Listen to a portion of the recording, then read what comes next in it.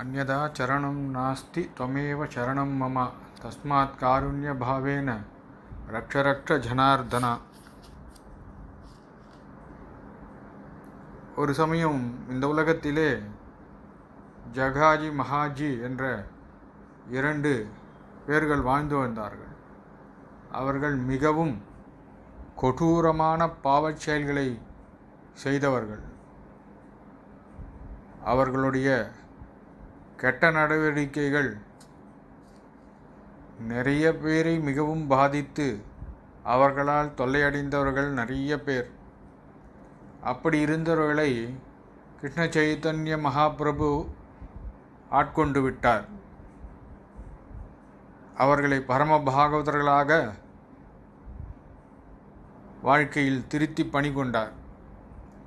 இருந்தாலும் அவர்கள் இருவருக்கும் பశ్చాத்தாபம் காரணமாக, என்னடா நம்ம எவ்வளோ பெரிய பாவம்லாம் பண்ணிட்டு இப்போ போய் ஹரே கிருஷ்ண கிருஷ்ண கிருஷ்ண ஹரே ஹரே, ஹரே ராம ராம ராம ஹரே ஹரே என்ற அவர் பெயர்களை கூறுகிறோமே என்ற மிக வருத்தத்துடன் இருந்தார்கள். இதை அறிந்த கிருஷ்ண சைத்தன்ய மகாபிரபு அவர்களிடம், நீங்கள் பாவத்தை செய்துவிட்டு அதை நினைத்து உருகுகின்றீர்கள், அதுவே உங்களுக்கு பெரிய மோட்சத்தை தரக்கூடிய எம்பெருமான் கிருபை அது. அதனால் நீங்கள் ஒன்றும் கவலைப்பட வேண்டாம். கிருஷ்ணரை தியானம் பண்ணி கிருஷ்ணா என்று சொன்னால் அனைத்து பாவங்களும் போய்விடும் என்று கூறி யமுனை நதிக்கரையில் அவர்களுக்கு தன் கையால் தீர்த்தத்தை எடுத்து கொடுத்து, நீங்கள் உங்கள் பாவத்தை இருவரும் என் காலடியில் சமர்ப்பித்து விடுங்கள் என்று கூறினார். அவர்களும், இல்லை மகாபிரபு, அந்த பாவச் செயலை எங்களால் செய்ய முடியாது என்று கதறினார்கள். இல்லை, நீங்கள் கிருஷ்ணா என்று கூறி அந்த ஜலத்தை என் காலடியில் சேர்த்து விடுங்கள் என்று கூற, அவர்களும் அப்படியே செய்ய மகாபிரபுவின் கால்கள் கருப்பாக மாறிவிட்டது. அப்பொழுது அவர்கள் மிகவும் வருத்தப்பட்டார்கள். உடனே மகாபிரபு கவலையே படவில்லை. ஒரு தடவை கிருஷ்ணா என்று கூறினார். உடனே அவர் திருமேனி முன்போலவே தகதகதக தங்கம் போல மின்னியது. இதை கண்ட அவர்கள், ஆஹா, அற்புதம், ஸ்ரீ கிருஷ்ணன்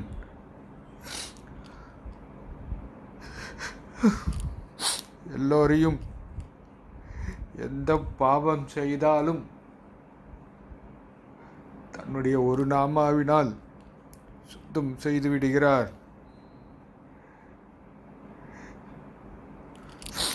என்று அவர்கள்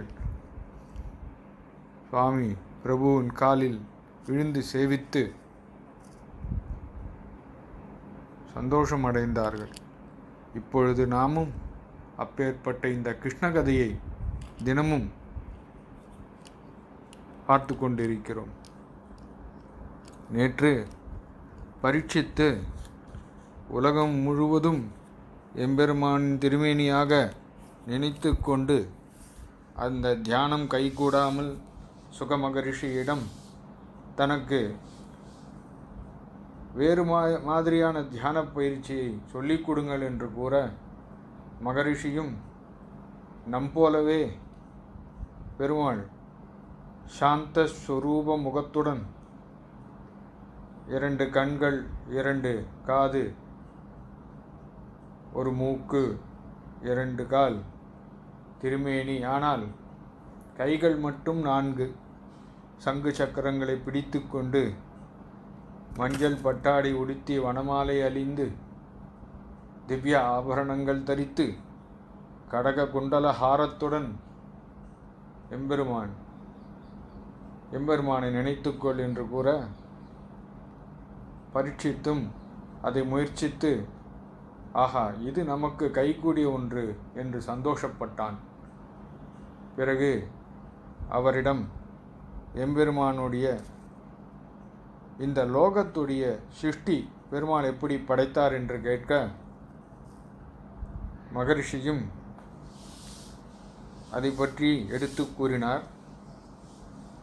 முதலில் ஸ்ரீமன் நாராயணன் தான் இந்த உலகத்தை படைக்க ஆரம்பிப்பார். அதற்கு பஞ்சீகரணம் என்று பெயர். பிருத்திவி, அப்பு, தேஜஸ் போன்ற வாயு, ஆகாசம் இதனை ஐந்தையும் படைப்பார். பிறகு பஞ்ச தன்மாத்திரயங்கள் சப்த, ஸ்பரிஷ, ரூப, கந்த, ரசம் இந்த ஐந்தையும் படைத்து இந்த ஐந்தையும் அனுபவிக்க ஞானேந்திரியங்கள் கண், மூக்கு, காது, நாக்கு, தொக்கு இந்த ஐந்தையும் படைப்பார். சப்தத்தை அனுபவிப்பதற்கு காது, கந்தத்தை அனுபவிப்பதற்கு மூக்கு, ரசத்தை அனுபவிப்பதற்கு நாக்கு, இந்த ரூபத்தை அனுபவிப்பதற்கு கண். இதுபோன்று ஐந்து கர்மேந்திரியங்களையும் படைப்பார். வாக், பாணி, பாத, பாயு, உபஸ்தங்கள். வாக் என்றால் வாய், பாணி கைகள், பாதம் கால்கள், பாயு உபஸ்தங்கள் ஜலமலம் கழிக்கின்ற துவாரங்கள். பிறகு புத்தி மனசு, சாத்வீக, ரஜஸ், தம குண, அகங்கார குணங்கள் போன்றவற்றை படைத்து ஒன்றோடு ஒன்று கலப்பார். அவருக்கு என்னென்றால், என்னடா எல்லாம் நித்தியமாக இருந்து விட்டால் ஒருவரும் நம்மிடம் வந்து சேர மாட்டான், நம்மளை நினைக்க மாட்டான். அதனால் ஒன்றுத்துக்கு ஒன்று கலந்து அதை நாம் கெடுத்தால்தான் அது அநித்தியமாக ஆகும்.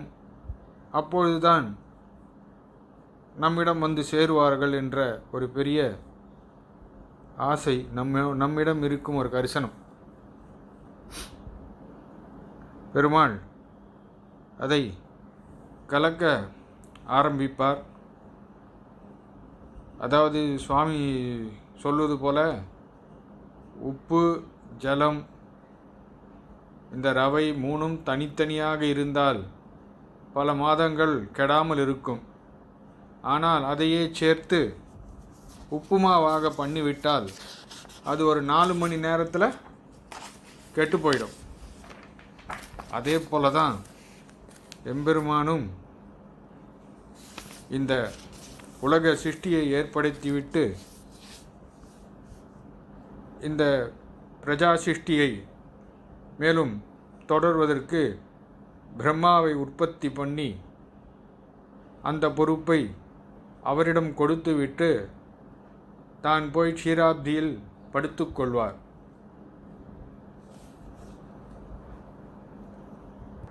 ஒரு ஸ்தாபகம் ஆரம்பித்து முதல் போட்டு உபகரணங்களை வாங்கி கொடுத்து எல்லாவற்றையும் முதலாளி செய்வார். பிறகு அதற்கு ஆளை நியமித்துவிட்டு தான் நிம்மதியாக அமர்ந்து கொள்வாள் அல்லவா?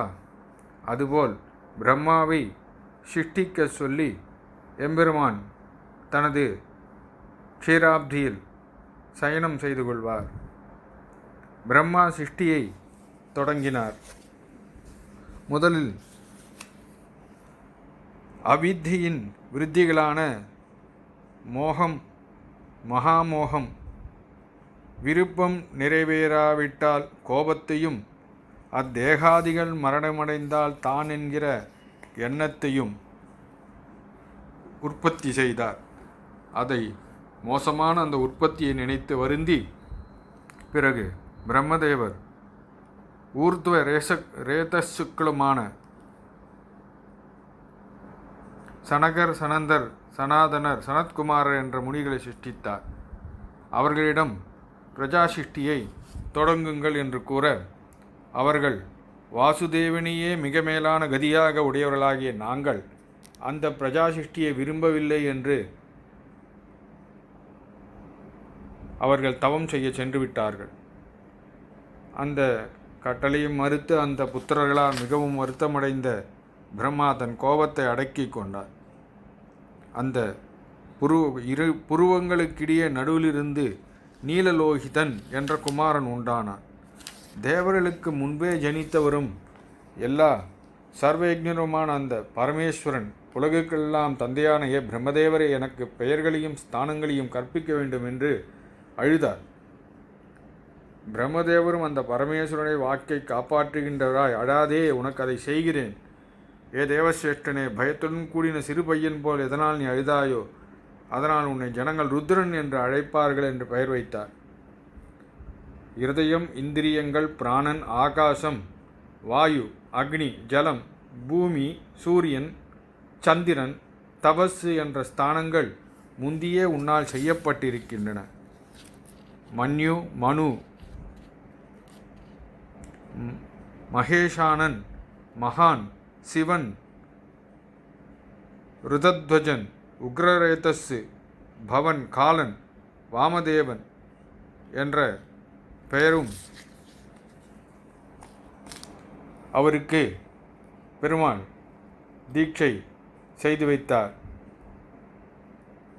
இந்த ஸ்தானங்களையும் பெயர்களையும் பெற்றுக்கொண்டு பிரஜைகளுக்கு புதியதாக நீ ஆகிறபடியால் அநேகம் பிரஜைகளை இந்த ஸ்தானங்களையும் நாமனையும் கொண்டு சிருஷ்டிப்பாக என்று பிரம்மா கூறினார்.